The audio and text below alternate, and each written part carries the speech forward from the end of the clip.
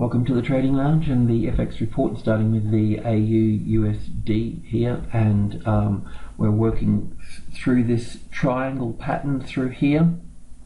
There's an A and a B and a C wave here, all in 3 waves each, and we're looking now down at wave D and then wave E, and then we can look to short from that point.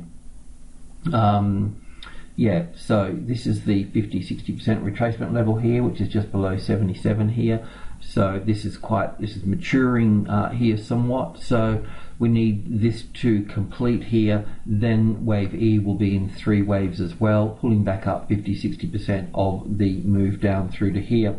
So as I mentioned, this is where we can start to build in the short trade from here and be looking much lower down through here. So getting there, just drilling in here a little bit. I've labeled this here the end of wave C. We'd count it up here, completed, and then we're looking, we had 5 waves here, so we knew we'd get another 5 waves over here. The top is a little bit tricky of where I should put this wave B, either here or here. It does make a little bit of a difference, but in counting this structure down through to here, we should still come down further through here, following some little corrective bounce off the 77 and then down. So be careful about chasing that. We're still looking for an A and a B and a C wave for wave E here. This should be in 3, 5 and 3 here, pulling back up 50 or 60%, or as it meets supply through these through this area through here. So the 77, 72 is going to play a strong role at that point there as well. So just in drilling down from here, as I mentioned, I was a little bit unsure about how to complete this top here. I should have drilled in on a 1 minute chart and had a look, but I figured it didn't make much difference, in that from here we've got 1, 2, 3, 4, 5 here for wave 1, wave 2 here, and then 1, 2, 3, 4, well, 4 and 5 here. So this is wave 4 here, and then wave 5 down here. So we're looking for 5 waves down here. Should be roughly sort of this length here, probably shorter than that actually, to finish off in here. The mistake, if I've made one, would be that this here from one of these highs would be wave 1 down to here, then A and a B and a C for wave 2 here. This would be the 3rd wave, the 4th wave, and then the 5th wave ending down here. So in fact we can have 5 or C or D here, and then we're looking for the E wave here. Not that it makes any difference, because I don't think that unless you're scalping, well, you wouldn't scalp through going down into group 1, only going long through group 1. So group 1 is 10, 20 and 30. Always when you're coming down into group 1, well, when I say always, that's 95% of the time, it will always be choppy because orders sit at whole numbers 10, 20 and 30.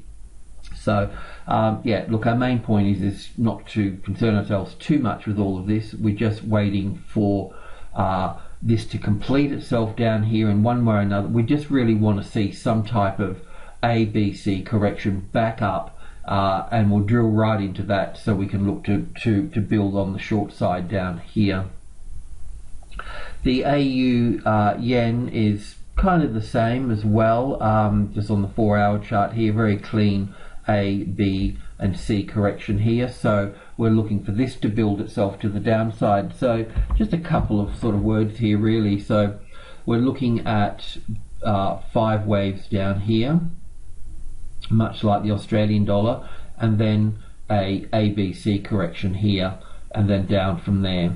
Now, the Australian dollar we're looking at as a triangle pattern. It doesn't have to be a triangle pattern. It can be the same as this, an A and a B and a C. But the main point is getting 5 waves down here, 3 waves back up, and then looking to short here. So it's not far off getting there. So as a top here, we're looking down for 1 here, ABC for wave 2, on the Australian dollar will be the wave E here. Not that it makes any difference, it's still the same pattern roughly speaking. So yeah, it's just not quite ready yet. This means that the US dollar index is not ready yet either, but setting up to be ready. So we're looking for a stronger US dollar. yeah, you can also look at the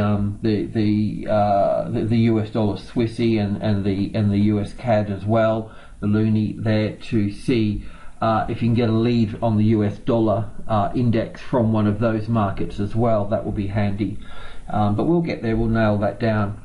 The Euro Aussie, just starting on the bigger picture here, as we did yesterday as well, just to point out that you know, we're at 150 medium level. This is the reaction pattern that we're looking at here. The A wave was very simple, the B wave in 3 waves was very simple, and a C wave should be in 5 waves. But as you can see here, yes, we do have 5 waves here, but they're sort of overlapping wave structures with each other, so that's a bit of a no-no with Elliott. But at the same time, we've got to kind of be mature about it and accommodate things, because markets do get headline driven as well. I mean, sure, that's part of the process as well as inside the Elliott thing, but yeah, you've got to take a bit of yeah, it's got a kind of a bit of maturity on it. So in saying that, what I'm thinking here is that yes, obviously we're in a downtrend, but I know that working with the levels here, that, you know, when we're looking at a pattern that's reacted from the levels, it's normally corrective, and I know that, but it's just finding that low. But it is a classic trading levels pattern where we have the arrival, the reaction, the first high above the level, then the A, B and C, and then we'd look for support here, and then we'll trade long from there. But of course, you know, are we going to get that? We'll see. I think we are, but it's a matter of finding this low here when we know that the euro, well, the Aussie's going to be weak too. They're both going to be weak, so it's not going to produce very good patterns. So it hasn't been an easy count, all of this, and I don't know if I've got it right either. So meaning that I don't have a lot of confidence in it. But if we get support on 140, well, then we'd seriously have to think of a low being in place here. In the meantime, we've been watching this retest 140, and it's not complete yet. We're still looking for a corrective pattern. Look, it could. I've got it in 3 waves here. It could turn into 5 waves here as well. But we're just yet to see that. Don't have any evidence of that. So we've got our move up through here, which looks reasonably corrective with overlapping wave structures. This is corrective here in 3 waves, and we'd be looking for 5 waves up in wave C here. So we've pretty much got that there at the moment. We've got 1, 2. This is the 3rd wave. The 4th wave pulls back 38.2%, and then the 5th wave to here. And you'll see at minimum here, you'll see a reaction here, pulling back 50-60%. Thereabout, something like that, or we'll be seeing this work lower from here. So you could sell it right on top of this little 5th wave if you wanted to, and that would be looking a little bit like this here. So that can be it there. It's pulled. Let me just check this.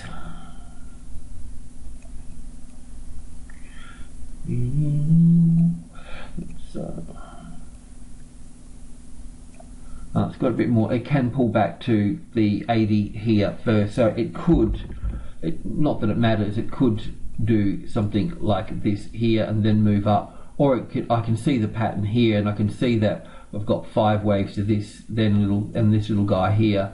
I've got this on a 5-minute chart here. It might be easier to 2-minute charts, even better in some cases.